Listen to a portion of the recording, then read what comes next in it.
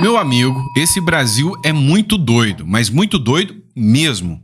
Você lembra que o governador do Rio de Janeiro fez um pedido de ajuda, pediu socorro para os Estados Unidos para que ajudasse a combater o crime organizado dentro do Brasil, lá no Rio de Janeiro, o que causou uma revolta na esquerda. A esquerda ficou revoltada porque estava tirando a soberania do Brasil, lembra disso? Pois é, agora um deputado, o Danilo Forte, acabou de colher as assinaturas para um requerimento de urgência que vai dar esse poder para os Estados Unidos, de certa forma, mas não só no Rio, no Brasil inteiro. Aí, meu amigo, estão revoltados, né? Aí você já viu como é que fica. Ou seja, aqui o bicho pode pegar. E não para por aí, não. O Brasil tá muito umbilicalmente ligado aos Estados Unidos do último ano para cá. Olha só, você já viu falar no Jason Miller? Pois é, o Jason Miller é um algoz do ministro Alexandre de Moraes. Ontem, o Eduardo Bolsonaro teve uma reunião com o Jason Miller. E aí ele divulgou algumas coisas assim, um tanto quanto cabulosas na sua rede social, e parece que há uma aliança ali na busca do ministro Supremo Alexandre de Moraes. A gente vai falar sobre essa matéria do Metrópolis aqui com vocês. Também vamos falar sobre a questão da anistia, tá? Ou seja, tem a convocação, foi feita uma convocação oficial, inclusive para o Bolsonaro, e aí tem um movimento da Rede Globo anti-anistia. Só que algumas coisinhas precisam ser expostas para vocês sobre isso. Isso a Globo não te conta. Outro ponto que a gente vai falar também é sobre uma divulgação de que a Polícia Federal está investigando até os diálogos dos ex-assessores do ministro Alexandre de Moraes com seus advogados. E aí começou uma cobrança até da classe jurídica dos advogados pela OAB. Será que a OAB não vai atuar? E aí quando eu digo para vocês que o Brasil é muito doido, mas muito doido mesmo, olha só. O Boulos, lembra dele, do Guilherme Boulos? Pois é, resolveu processar uma rede social chinesa. Por quê? Porque essa rede social chinesa resolveu promover ataques contra o ministro Alexandre de Moraes. Você consegue explicar isso? Parece cena de Lost, né? Aquelas coisas muito malucas assim. Pois é, o Boulos vai processar uma rede chinesa porque a rede chinesa está atacando o Moraes. Como se o Moraes já não tivesse meios suficientes de se defender, né? Tudo isso e muito mais faz parte aqui do nosso editorial, então peço a você que, se não é inscrito no canal, inscreva-se. Canal nenhum vai te mostrar essa loucura que o Brasil é, eu te garanto. Inscreva-se no canal, assim você vai receber todas as informações, vai estar ciente do que está acontecendo. Curta, compartilhe. Quando você dá o like, o YouTube entende que o conteúdo é relevante, manda para mais pessoas, tá? Então dá o like e manda para você também. Tá? E aí você ativa o sininho. E também, né, eu tenho que fazer meu jabá aqui, pessoal. Visita a nossa biblioteca digital. O livro que eu te recomendo hoje é Os Segredos Milionários dos Leilões de Imóveis. Você já ouviu falar que na crise quem ganha dinheiro é quem vende os lenços? Pois é, o Brasil tá em crise? Tá. A situação tá feia? Horrível. Mas dá para melhorar? Meu irmão, se você souber aproveitar esse momento, você vai ganhar dinheiro. E uma das formas de você ganhar dinheiro é com leilão de imóveis, tá? O Brasil tá propício a ganhar dinheiro. Tá propício. Então, aprenda como ganhar dinheiro com leilões de imóveis, tá bom? Vamos lá. Vamos começar a entender o que está acontecendo no Brasil. Vamos começar com esse protocolo aqui do Danilo Forte, tá? É o seguinte... Com 333 assinaturas, o deputado Danilo Forte protocola urgência de PL que equipara crime organizado a terror no Brasil, tá? E isso tem um impacto muito grande, você não tem noção do tanto. Essa matéria é do Ceará Antenado, então citando o crédito da matéria, o deputado federal Danilo Forte, que é do Ceará, protocolou o requerimento de urgência do projeto de lei que equipara o crime organizado ao terrorismo. O pedido foi protocolado com um total de 333 assinaturas dos 503 deputados. O texto amplia as motivações do crime de terrorismo e estende a lei antiterrorismo a organizações criminosas, militares e milícias privadas, tá? O que isso impacta? Por que você está falando que isso é muito doido, Sandro? Isso não é o óbvio? Todo país tinha que agir assim? Tinha, mas o Brasil não age ainda. Não compara esses grupos, né, essas milícias brasileiras, essas facções ao crime de terror. Mas vamos entender o que isso impacta. Há poucos dias atrás eu anunciei para você que a criminalidade tomou exponencialmente tanta força, né, de 2 anos e pouquinho para cá. Eu nem sei o que aconteceu em 2022, de 2023 para cá. Teve uma mudança, acho que foi na direção, não sei o que mudou. Que o crime organizado está se sentindo mais empoderado, está mais forte. Parece que o povo até comemorou nas cadeias. Pois é, o crime organizado está mais forte. E aí o governador do Rio de Janeiro, né, veio e falou, pelo amor de Deus, Estados Unidos, me ajuda a combater o crime aqui, porque eu não estou dando conta. Reconhece isso aqui como terror e me ajuda. A Globo ficou revolta, ficou pistola da vida. Falou, não vai deixar Estados Unidos tirar a soberania do nosso crime organizado aqui, de jeito nenhum. Então fez vídeo reclamando do governador do Rio de Janeiro. Agora o Danilo Forte faz esse protocolo. Se esse projeto for aprovado, por lei, passa a ser considerado crime de terror. E aí é que mora o perigo. E aí, quando o Brasil reconhece isso como crime de terrorismo, ele mesmo assume a liberdade de afastar um pouquinho a soberania do Brasil. O que quer dizer a soberania? Soberania é o seguinte, isso aqui é meu, ninguém chega aqui, você não entra dentro do meu território. Coisa que o MST não sabe o que é isso, né? Mas você não entra aqui dentro do Brasil. Beleza.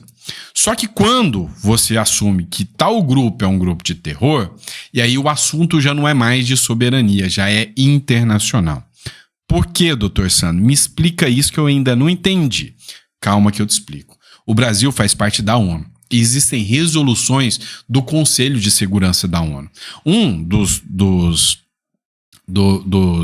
Das resoluções que eu posso citar é a 1733, é 1373, errei o número, 1373, por exemplo. Ela foi aprovada, né, depois dos ataques do 11 de setembro, lembra lá das Torres Gêmeas? Ela foi aprovada logo depois daquilo.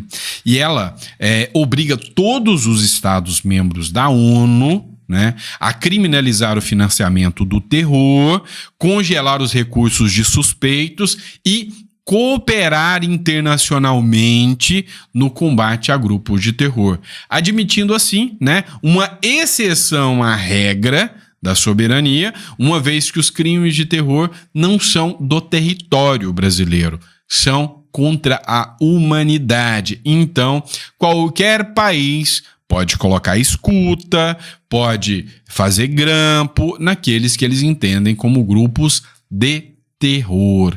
E aí, imagino eu, um dia qualquer, um governo como o do Donald Trump, escutando um membro do primeiro comando capital falando, olha, com esse político aqui, a gente tem um diálogo cabuloso. Com aquele outro político a gente não gosta não, mas com esse aqui a gente tem um diálogo cabuloso. E citando nomes. Já pensou para a imprensa internacional que maravilha que vai ser isso? Olha, esse juiz aqui, ó, a gente já tem o esquema com ele. Qualquer coisa, se pegar a gente aqui, esse juiz aí vai dar costa quente pra gente. Já imaginou um grampo, alguma coisa, pegando, né, um diálogo como esse? Que rebuliço que não acontece na República das Bananas? Pois é. Quem apoia a medida do Danilo Forte aí, escreve eu nos comentários. Vamos lá. Acha que parou por aí, né? Parou não. Dá uma olhada aqui. Matéria do Metrópolis, tá? O encontro de Eduardo Bolsonaro com o aliado de Trump e alvo de Moraes. Vocês estão sabendo que o Eduardo Bolsonaro, né, saiu do Brasil. Eu, particularmente, entendo que se eu tivesse no lugar do Eduardo Bolsonaro, eu já tinha feito isso há muito tempo. E vou além. Se eu fosse o Eduardo Bolsonaro, se eu fosse o Bolsonaro, se eu fosse a Michele Bolsonaro, se eu fosse o Renan Bolsonaro, o Carlos Bolsonaro, o Flávio Bolsonaro, né? Não, esse não. Mas se eu fosse a Laurinha, Renan, eu picava a mula do Brasil, tá? Por quê? Cara, imagina um ministro do STF atrás de você. Então, tá muita gente chamando o Eduardo Bolsonaro de covarde. Tá, covarde porque o trabuco não tá apontado pra sua cara, né? Vamos ser sinceros. Mas o que aconteceu? Ontem, né? Enquanto o Donald Trump anunciava as tarifas, né, no mundo todo, o Eduardo Bolsonaro teve um encontro com o Jason Miller. O Jason Miller é um importante empresário dos Estados Unidos, inclusive dono da rede social americana, o Get, né? O Get que foi lançada lá nos Estados Unidos, tentou emplacar aqui no Brasil, não conseguiu. Mas em 2021, o Jason Miller veio ao Brasil para tratar de assuntos do Get. E aí, o que acontece? A Polícia Federal chegou nele e, levou o cara, né? Fez um monte de perguntas e tal, e o cara ficou pistola com o Moraes depois disso, fez um monte de postagens na sua rede social reclamando disso. Ontem, o Eduardo Bolsonaro, né, explicou em sua página, no X, olha só, o Jason Miller, registrou um encontro com o Eduardo Bolsonaro e escreveu o seguinte, abre aspas, adivinha quem tá de volta? Em resposta, o Eduardo disse, esses sorrisos vão ficar cada vez maiores. O melhor ainda está por vir. Ou seja, dando a entender que existe ali uma articulação, né? Óbvio, dos dois aliados contra o algoz em comum. E aí vocês já sabem quem é, né? Vamos falar de anistia para a gente poder alcançar mais matérias aqui. Bruno Zambelli publicou o seguinte, foi publicação do Bolsonaro, vai ser gigante.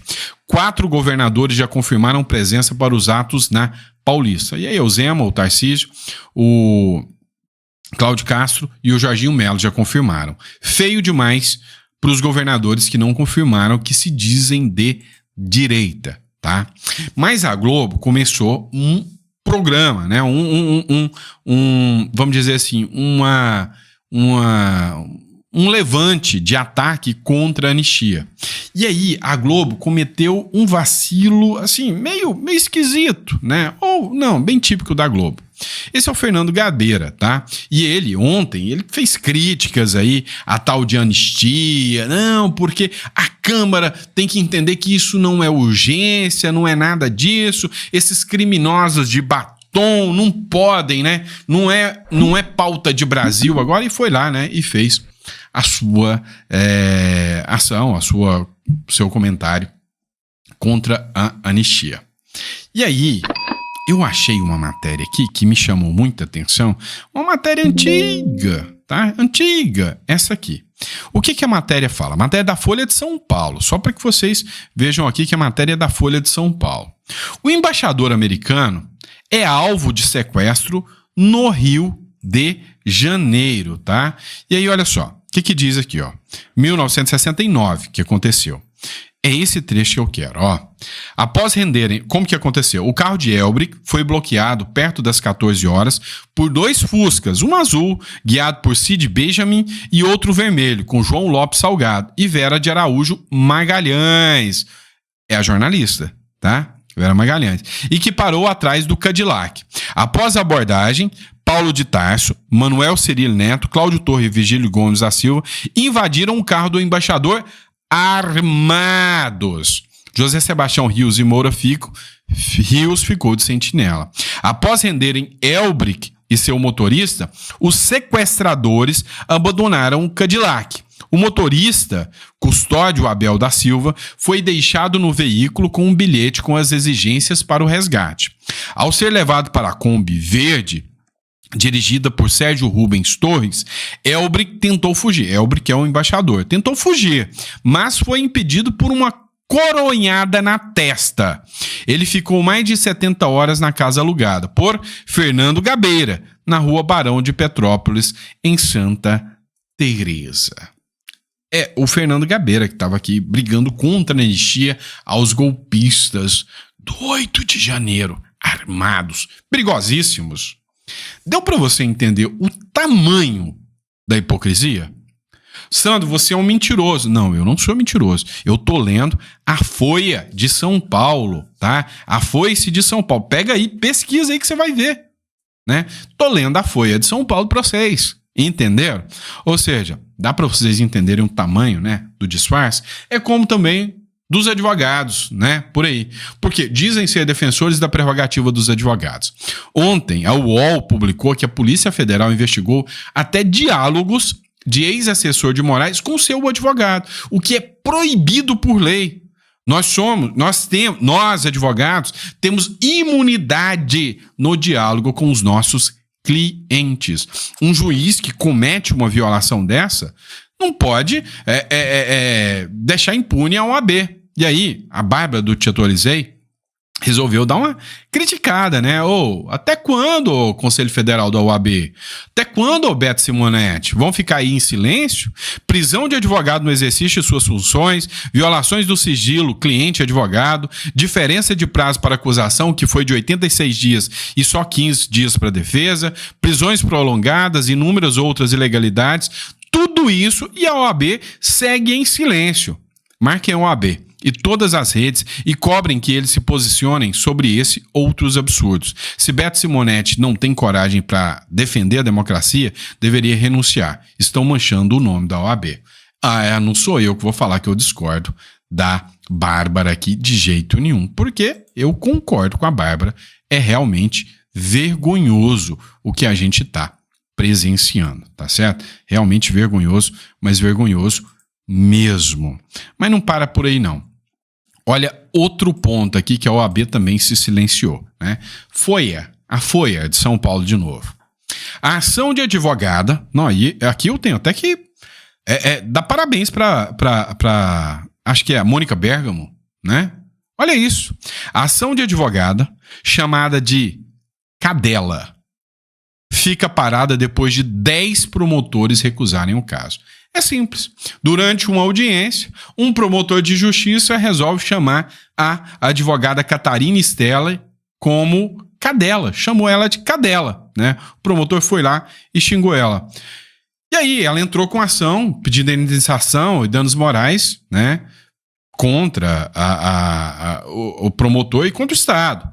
Só que nenhum promotor quer pegar o caso. Ela pediu uma ação criminal também. Nenhum promotor. Todo mundo que chega, todo juiz e promotor, pra você ver o tamanho da proteção dessa classe, todo mundo que chega neles, eles... Não vou. Tô fora. Não vou contra o meu. E a coitada da advogada que foi chamada da Cadela, provavelmente terá esse processo aí prescrito depois.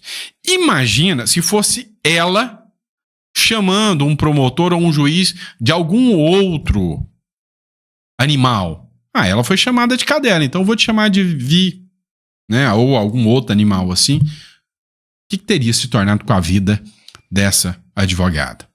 Este é o Brasil, tá? Este é o Brasil. Então, você que está fazendo direito aí, está estudando direito, já entra ciente, né, do tamanho do buraco que você está enfiando, tá bom?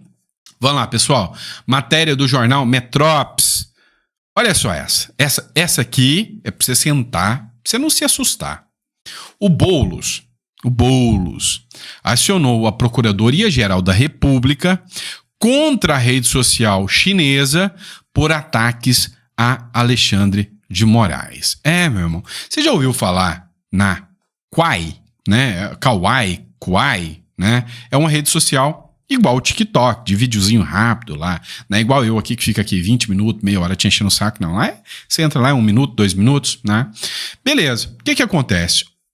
O Boulos pediu que a Procuradoria-Geral da República investigue a rede social e, se brincar, até expulsa a rede social aqui do Brasil, né?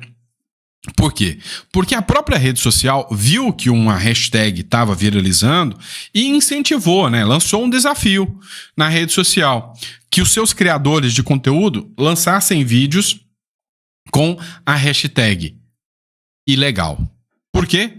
Porque o ministro Alexandre de Moraes colocou um vídeo no dia do julgamento do Bolsonaro, vídeo esse que só a acusação poderia fazer, e desde que tivesse apresentado antes para que a defesa pudesse se defender.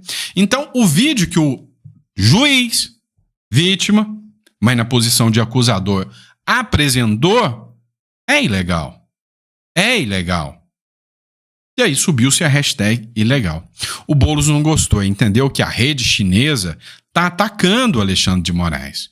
E aí, meu irmão, ele quer que ela seja investigada agora criminalmente por ter feito, né, um incentivo à hashtag contra o Alexandre de Moraes.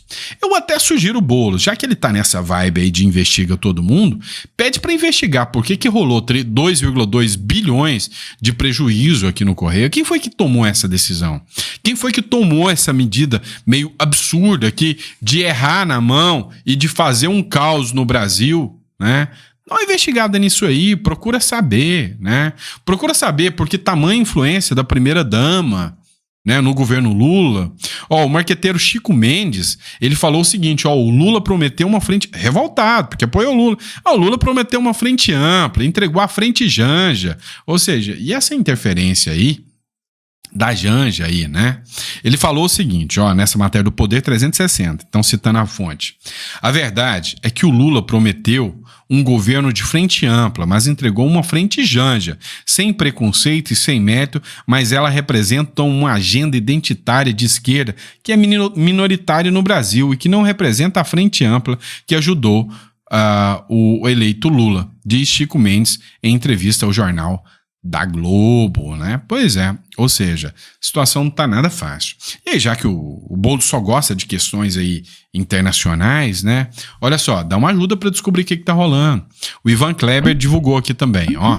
O Ministério Público do Paraguai decidiu abrir uma investigação criminal sobre o suposto uso de esquema de hacking lançado pelo Brasil contra autoridades do governo paraguaio. Você já está sabendo o que aconteceu, né? O Brasil, né, na sua genialidade, começou a usar uma BIM paralela, você já ouviu falar muito disso, para investigar autoridades paraguaias pelo Acordo de Itaipu. Criou um conflito internacional gigantesco, mas o Lula diz que a culpa é do Bolsonaro. Na maior parte, era o governo Lula que estava investigando. Foi autorizado ainda no governo Bolsonaro, mas o Lula que usou isso até o final de 2023. Mas a culpa é do Bolsonaro só, né? E aí, o Ministério Público, né, que é a Fiscalia, né, que é o Ministério Público deles, está investigando os paraguaios, né, o grupo, né, autoridades paraguaias, para saber se algum deles estava vinculado ou recebeu alguma coisa do governo brasileiro, né, ou de pessoas aqui vinculadas ao Brasil, para estar dando essa, vamos dizer aí, esse hacking aí de informações, né? E por último, tá? Por último, mas não menos importante, eu peço a você que está me assistindo, faça cara de surpreso, ó, tá? Faz assim, tá? Porque parece que tem uma denúncia aí de suposta corrupção no governo Lula. Ah não, você ficou surpreso, fala pra mim. Olha só, matéria da revista Oeste. O governo Lula lança compra de móveis escolares por preço 50% acima do preço de mercado. Em 2024, né, uma entidade do governo aprovou a compra de carteiras por 3 bilhões, cerca de 1 bilhão a mais do que o estimado pela Controladoria Geral da União. Estimado da Controladoria Geral da União, né, que já é um preço, geralmente, né, você tem a lei 8666, que trata das licitações, e você tem ali o sistema de compra, né, que você pode colocar até o pregão e tudo. Mas o problema é que quando você vai lá e faz uma pesquisa do mesmo item, o Lula foi comprar uma mesa de professor, segundo o Rubinho Nunes informa, foi comprada por R$ 1.072 no governo Lula. Sabe quanto que era o valor da mesa? 368 em 2022. Faz cara de surpreso, né? Corrupção? Impossível. Nós temos a alma mais honesta do mundo. Não dá para acreditar nisso, tá bom? E é isso, pessoal. Espero que vocês tenham gostado do nosso editorial. A gente volta daqui a pouco com mais conteúdo para vocês às 7 horas da noite, tá bom? Então, confio que eu vou encontrar vocês lá, tá bom? Grande abraço, fiquem com Deus e até o próximo editorial.